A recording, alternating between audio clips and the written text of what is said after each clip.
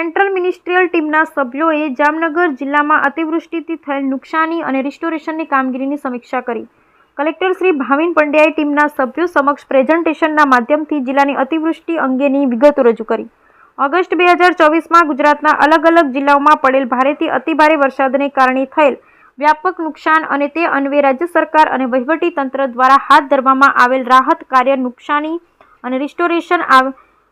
અંગેના on the spot detailed assessment માટે ministry of home affairs Bharat સરકાર દ્વારા ઇન્ટર મિનિસ્ટ્રીયલ સેન્ટ્રલ ટીમની રચના કરવામાં આવેલ છે. જે ટીમે જામનગર પહોંચી કલેક્ટર કચેરીના સભાખંડ ખાતે જિલ્લા collector Shri, municipal commissioner Shri, જિલ્લા વિકાસ અધિકારી શ્રી, પોલીસ અધિક્ષક શ્રી સહિતના ઉચ્ચ અધિકારીઓ સાથે બેઠક યોજી અતિવૃષ્ટિની સમગ્ર સ્થિતિની સમીક્ષા કરી હતી.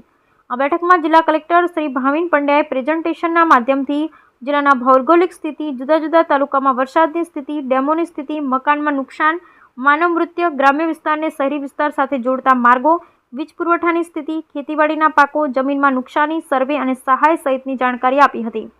તેઓએ વધુમાં અતિવૃષ્ટિની પરિસ્થિતિમાં વહીવટી તંત્ર દ્વારા કરવામાં આવેલી રેસ્ક્યુ, સ્થળાંતર, વીજ પુનઃસ્થાપન, ઝાડ ટ્રીમિંગ, રસ્તા રિપેરિંગ, સ્વચ્છતા, આરોગ્ય વિશે કાળજી, દવા છંટકાવ સહિતની કામગીરી વિશે પણ શીર્ષ અધિકારીઓને માહિતગાર કર્યા હતા.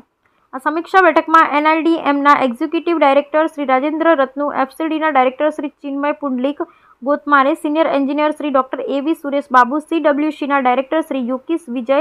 જિલ્લા collector Shri Bhavin Pandya, municipal commissioner Shri DN Modi, જિલ્લા વિકાસ અધિકારી શ્રી વિકલ્પ ભારદ્વાજ, પોલીસ અધિક્ષક શ્રી પ્રેમસુખ ડેલુ, નિવાસી અધિક કલેક્ટર શ્રી BN ખેર, જિલ્લા ખેતીવાડી અધિકારી શ્રી, ડિઝાસ્ટર વિભાગના અધિકારીઓ, કર્મચારી, આત્મા ડાયરેક્ટર શ્રી, જામનગર મહાનગરપાલિકા માર્ગ અને મકાન વિભાગ, PGVCL, ફાયર, સિંચાઈ સહિત સંબંધિત તમામ વિભાગના અધિકારી કર્મચારીઓ ઉપસ્થિત રહ્યા હતા.